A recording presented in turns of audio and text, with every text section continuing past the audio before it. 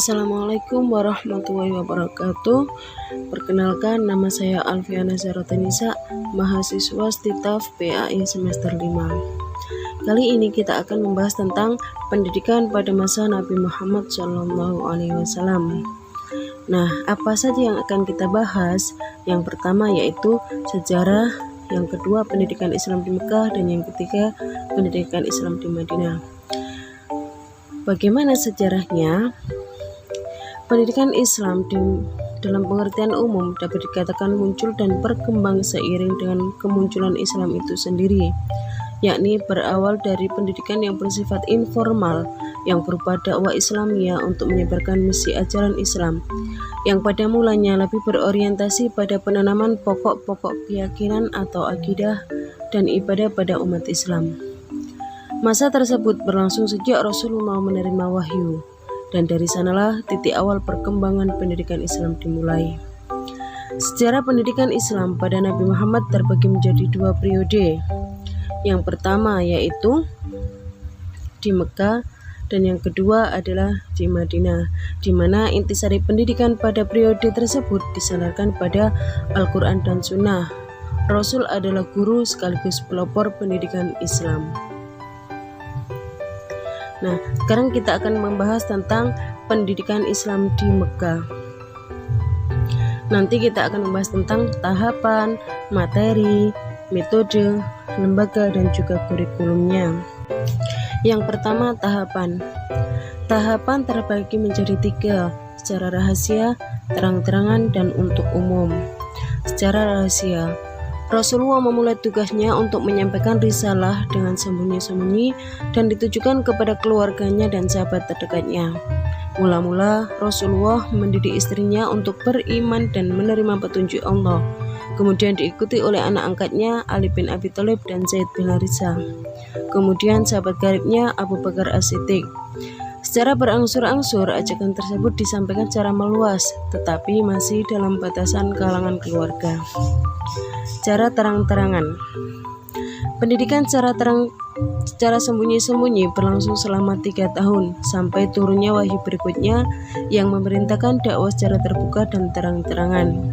Perintah dakwah secara terang-terangan dilakukan oleh Rasulullah seiring dengan jumlah sahabat yang semakin banyak. Pendidikan Islam secara umum. Hasil seruan secara terang-terangan yang berfokus pada keluarga terdekat kelihatannya belum maksimal sesuai dengan apa yang diharapkan. Maka Rasulullah mengubah strategi dakwanya dari seruan yang berfokus pada keluarga dan beralih kepada seruan umum umat manusia secara keseluruhan. Nah, materi pendidikan Islam di Mekah. Yang pertama yaitu tauhid. Mengajarkan bahwa Allah adalah pencipta alam semesta, pemberi nikmat, sesembahan atau penolong yang sebenarnya, dan Allah juga yang memberikan petunjuk bagi umat manusia. Yang kedua, pengajaran Al-Quran. Pengajaran Al-Quran berfokus pada baca tulis Al-Quran, menghafal, dan pemahaman Al-Quran itu sendiri. Metode pendidikan Islam di Mekah. Metode yang digunakan adalah ceramah, dialog, diskusi, perumpamaan, kisah, pembiasaan, dan juga hafalan. Lembaga pendidikan Islam di Mekah. Yang pertama yaitu Rumah Arqam bin Arqam. Di situ merupakan rumah tempat pertama berkumpulnya kaum muslimin beserta Rasulullah untuk belajar hukum-hukum dan dasar agama Islam. Dan yang kedua adalah kutab yang digunakan untuk belajar baca tulis Al-Quran dan juga pemahaman Al-Quran. Nah, selanjutnya adalah kurikulum. Kurikulum yang digunakan baik di Mekah maupun Madinah adalah Al-Quran yang diwahyukan oleh Allah kepada Nabi Muhammad yang sesuai dengan kondisi dan situasi kejadian dan peristiwa yang dialami oleh umat Islam pada saat itu. Karena itu, dalam praktiknya tidak saja secara logis dan rasional, tetapi juga fitrah dan pragmatis. Selanjutnya kita akan mempelajari tentang pendidikan Islam di Madinah. Hijrah dari Mekah ke Madinah bukan hanya sekedar berpindah dan menghindarkan diri dari tekanan dan ancaman kaum Quraisy, tetapi juga mengandung maksud untuk mengatur potensi dan menyusun kekuatan dalam menghadapi tantangan-tantangan lebih lanjut. Kedatangan Nabi beserta rombongan disambut oleh penduduk Madinah dengan gembira dan penuh rasa persaudaraan. Maka Islam mendapatkan lingkungan baru yang bebas dari ancaman para penguasa Quraisy di Mekah.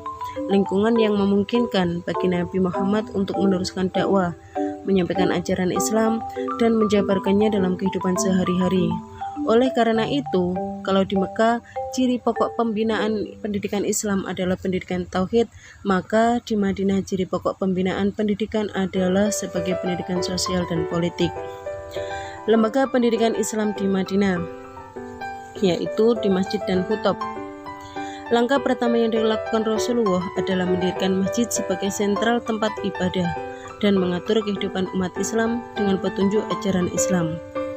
Di masjid, di samping sebagai tempat ibadah juga digunakan sebagai tempat pendidikan untuk mengajarkan ilmu-ilmu agama. Kemudian, Nabi mendirikan khutbah sebagai pusat pendidikan dalam membaca dan menulis. Materi pendidikan Islam di Madinah. Yang pertama yaitu pendidikan ukhuwah atau persaudaraan antara kaum muslimin. Dalam pelaksanaan pendidikan ukhuwah ini, Nabi Muhammad bertitik tolak dan struktur kekeluargaan yang ada pada masa itu. Untuk mempersatukan keluarga itu, Nabi Muhammad berusaha untuk mengikat menjadi satu kesatuan yang terpadu. Mereka dipersaudarakan karena Allah, bukan karena yang lain. Yang kedua yaitu pendidikan kesejahteraan sosial. Salah satu persoalan yang tepat untuk mewujudkan kesejahteraan sosial adalah memiliki pekerjaan yang tetap.